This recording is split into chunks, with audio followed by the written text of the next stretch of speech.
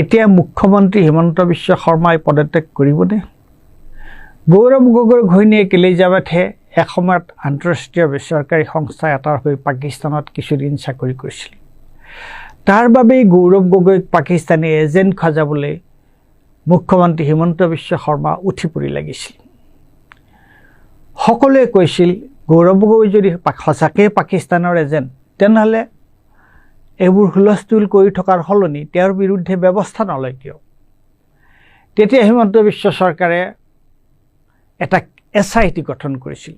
কালি 10 ছেপ্টেম্বৰৰ দিনা SIT প্ৰতিবেদন দিয়াৰ কথা আছিল আৰু তাৰ পিছতে গৌৰৱ গগৈৰ বিৰুদ্ধে চৰকাৰে ব্যৱস্থা ল'ব বুলি ইমান দিনে মুখ্যমন্ত্ৰী হিমন্ত বিশ্ব শৰ্মা আৰু তেওঁৰ সাংগপাংগসকলে প্ৰচাৰ চলাই আছিল। আমিও অধীৰ আগ্ৰহেৰে ৰৈ আছিলোঁ হিমন্ত বিশ্ব শৰ্মাৰ অসম আৰক্ষীৰ গৌৰৱ গগৈৰ বিৰুদ্ধে অনা মহা অভিযোগৰ বিষয়ে জানিবলৈ।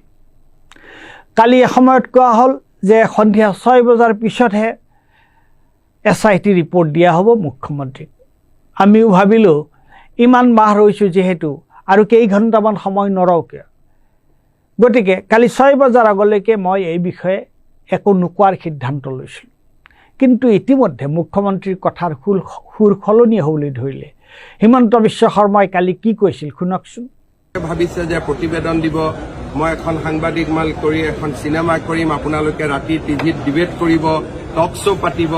চৰকাৰ তেনেকে নচলে, চৰকাৰ গাম্ভীৰ্যতাৰে চলে, চৰকাৰ এটা প্ৰক্ৰিয়াৰ মাজেৰে চলে। আৰু এইটো যিহেতু বহুত ডাঙৰ গোচৰ এটা, আমি গোচৰটোত যাতে কোনো পৰ্যায়তে তাক আমি এটা আকাংক্ষিত লক্ষ্যলৈ লৈ যাব পাৰোঁ, সেইকাৰণে আমি তাক প্ৰক্ৰিয়াৰ মাজেৰে আমি আগবাঢ়ি যাম। ইয়াতে আমি ৰিপৰ্ট এটা দিলে, মই গুৱাহাটীত সাংবাদিকসকলক মাতি ল'লোঁ, তাতে আপোনালোকৰ আগত প্ৰমাণখিনি দিলোঁ। এটা টক শ্ব' হ'ল গধূলি, প্ৰশান্ত ৰাজগুৰু বহি গ'ল, অমুক বহি গ'ল। এই ধৰণৰ পৰিৱেশ এটাৰ কাৰণে আমি তদন্ত কৰা নাই। এতিয়া যে আপুনি কৈছে SITৰ প্ৰতিবেদনত কিবা আপত্তিজনক কথা থাকিলেহে তাক বিচাৰ কৰি চৰকাৰে ব্যৱস্থা গ্ৰহণ কৰিব বুলি, আৰু একো নাপালে এই অনুসন্ধানটো ইয়াতেই বন্ধ কৰা হ'ব বুলি, তাৰ আগতে আপুনি কি কৈছিল আৰু কি কৈছে? এইবোৰ কথা আগতে নক'লে কিয়? আপুনি দেখোন নিজেই টক শ্ব' কৰিবলৈ কয়। আৰু আপোনাৰ পদত্যাগৰ কি হ'ল? ৰাজনীতি ত্যাগ কৰাৰ কি হ'ল? মইতো ক'লো না, মই একেবাৰে ৰিজাইন দি দিম যদি মই এটা কথাও মিছা কৈছোঁ। এটা কথাও যদি মিছা কথা কৈছোঁ, জীৱনত ৰাজনীতিয়ে নকৰোঁ। মই ক'লো নহয়, যদি এটা কথাও মই মিছা কৈছোঁ জীৱনত হিমন্ত বিশ্ব শৰ্মাই ৰাজনীতিয়ে নকৰে। ইয়াতকৈতো আৰু একো নালাগে। আৰু যদি একদম বেছি কৈ যায়, মই এনেকুৱা প্ৰতিজ্ঞা কৰি দিম যে মই ঘৰতে নাযাওঁ। যদি মই এটাও কথা মিছা কৈছোঁ জীৱনত মোৰ ঘৰতে মই নুঠিম। এতিয়া আমি কি কৰিম? অসমৰ মুখ্যমন্ত্ৰী হিমন্ত বিশ্ব শৰ্মাই যে প্ৰায়ে এনেধৰণৰ কথা কয় সেইটো আমি দেখি আহিছোঁ। কিন্তু আমি কি কৰিম? আমি তেখেতে কোৱা কথা গুৰুত্ব সহকাৰে ল'ম নে অৱজ্ঞা কৰিম?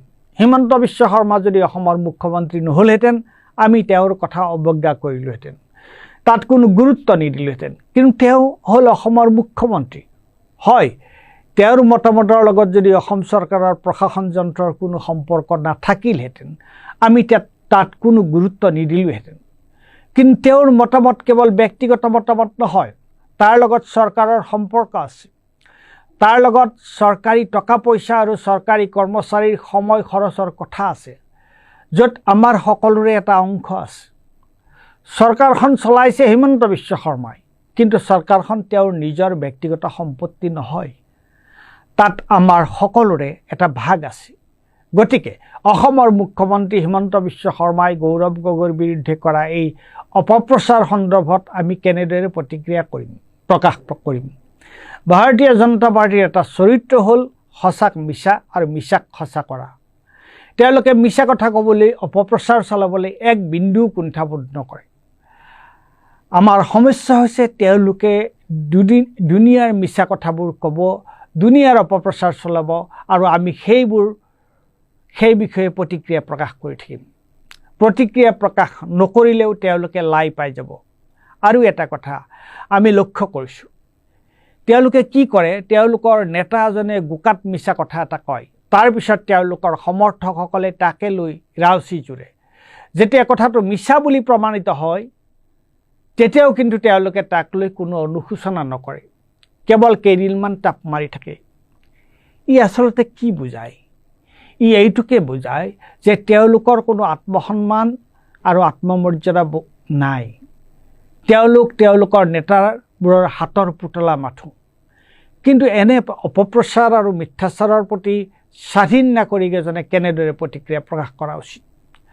ৰাজ্য প্ৰশাসনৰ মুৰব্বী এজনে বা সাংবিধানিক পদবীত থকা যিকোনো গুৰুত্বপূৰ্ণ লোক এজনে যেতিয়া এনে মিথ্যাচাৰ আৰু কাণ্ডজ্ঞানহীন মন্তব্য দিয়ে, তেওঁ কেৱল তেওঁৰ পদমৰ্যাদাৰে হানি নকৰে, নাগৰিক হিচাপে তেওঁ আমাকো অপমান কৰে, অসন্মান কৰে।